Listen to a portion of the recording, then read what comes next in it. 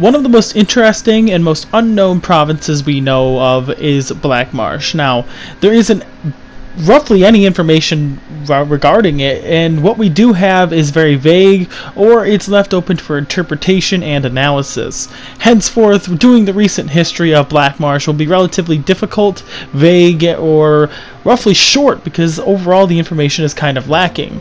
But to start off with this series, because we've been doing this series at all, we did Valenwood and then we did Cyrodiil, so now we're hopping into Black Marsh, because I feel like we're going to do this eventually for everyone. But that being said, I also don't have a lot of time today, so essentially we're going to do Black Marsh because it's one of my favorite provinces to go over and one of my favorite provinces to research. The Argonians are fascinating, despite what Kuyo might ever say about them, and essentially I feel like there is a lot of information here we can get out of this. So, as always, we kind of do a backdrop of what's going on and how they led up to the Fourth Era. So, by the time the Third Era had started, most of the province had been assimilated into the Empire, with the exception of Hellstorm, which is in the center of the province and is near impassable to any non-Argonians because of the fact it is very swampy, dense, forested areas where disease and wild animals roam rampant, and Argonians are immune to disease, so they don't really have to worry about anything at all. And they can swim and breathe underwater as well, so they really don't have to worry. Now, despite this though, the Arnesian War, which was an uprising that took place during the Imperial Simulacrum, saw the Argonians exact revenge out of centuries worth of slavery against the Morrowind or the Dunmer people, and specifically House Dress.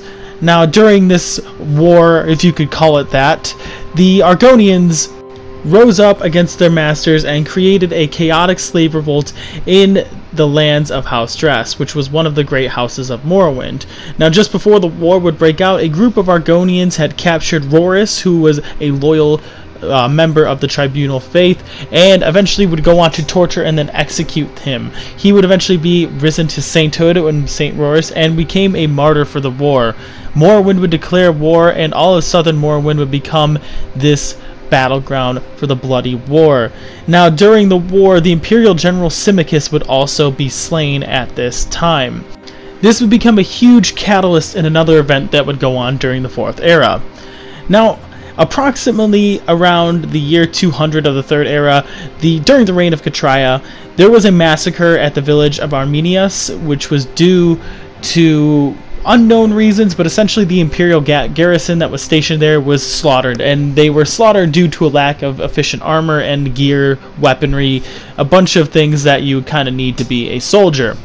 Now, in the year 398 of the Third Era, essentially Decimus Scoti, which was a senior clerk at Lord Vanek's building commission, was tasked of improving trade in the region of Black Marsh. Now, essentially, he is a character that is a member of a fake book, which is a fictional book that is written in the Elder Scrolls universe. However, he is said to be based off a real character. Now, he is a character in A Dance of Fire and the Argonian account, and essentially he is supposedly based, well, the author of the book claims that he is based off a real person. So essentially, whether or not that is true or not, I felt it was still a valid enough thing to add.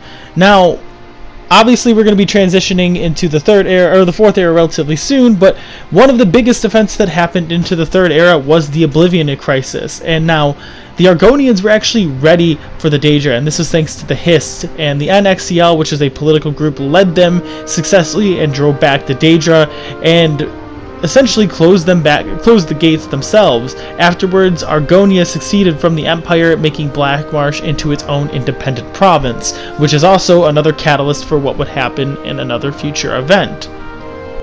Now we're getting into the Fourth Era here. In the aftermath of the Red Year, which was the year 5 of the Fourth Era, the Argonians invaded Morrowind, and this is due to the hostilities between Argonians and the Dunmer. Essentially, after the centuries of slavery, the Argonians had enough and were finally powerful enough to challenge the Dunmer of Morrowind. And basically, this is also due to the Hist calling on the NXCL and all Argonians to invade Morrowind. Now, much of southern Morrowind was then annexed by the members of the NXCL, or Black Marsh, and they were only halted by House Redoran after a inconclusive battle just outside of Mournhold. Now all of southern, not all, but a majority of southern Morrowind is still now under control of Black Marsh. We don't really know the end result of this conflict, and I did a video analyzing the potential outcome of this situation in a previous video, and it was done about a few weeks back, so if you want to check that out, I recommend you do it. It talks about the potential most likely outcome of this scenario, but now much of southern Morrowind, including the city of Tyr, is under the Argonian control still. And now that there's all this conflict between the Empire and the Aldmeri Dominion, they seem to be neutral among the ongoing hostilities there, and it's unknown whether or not they favor a side or not. I know there are theories and rumors that have the Aldmeri Dominion tied to the province of Black Marsh in some sort of way, but this has not been proven in any single sort of way, and the ideas and evidence backing this up is relatively inconclusive. So there's the idea, and I'll just summarize this idea relatively quick here. There's the idea that the Aldmeri Dominion and Black Marsh conspired together during the Great War, that a small amount of contingents of Aldmeri troops were able to then go through Black Marsh and into Morrowind, or into Cyrodiil itself. But again, there's not much backing this evidence up, or just the idea that I haven't gone too much into, because it isn't for this video. That's a theory video in itself. But if you want me to cover that, feel free to let me know. If you want me to cover any theories between the connections between the Aldmeri Dominion and Black Marsh, I would love to cover that. It feels like actually something I might do in the future now. But that is all we have. I hope you guys enjoyed this video. It was a lot of fun to be able to do these recent history videos, and again, it's a relatively short one compared to the rest of the other two I've done.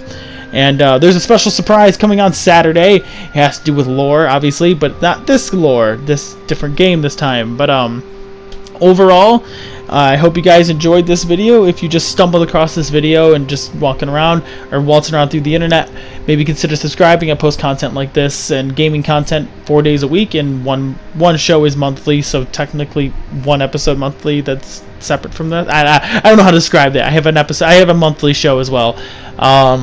And then overall, please give it a like as well, because it helps out way more than you guys think, helps the channel out, and I hope to see you guys in the next video. There's not too much else. I guess, yeah, I do have a couple subscriber videos too coming up, or not subscriber, recommended videos coming up that people have been wanting. So yeah, with that, I will see you all around.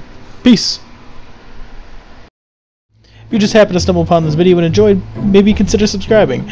If you are a returning subscriber and you enjoyed, please hit that like button. It really helps way more than you actually think it would. And I hope to see you all in the next video. Peace.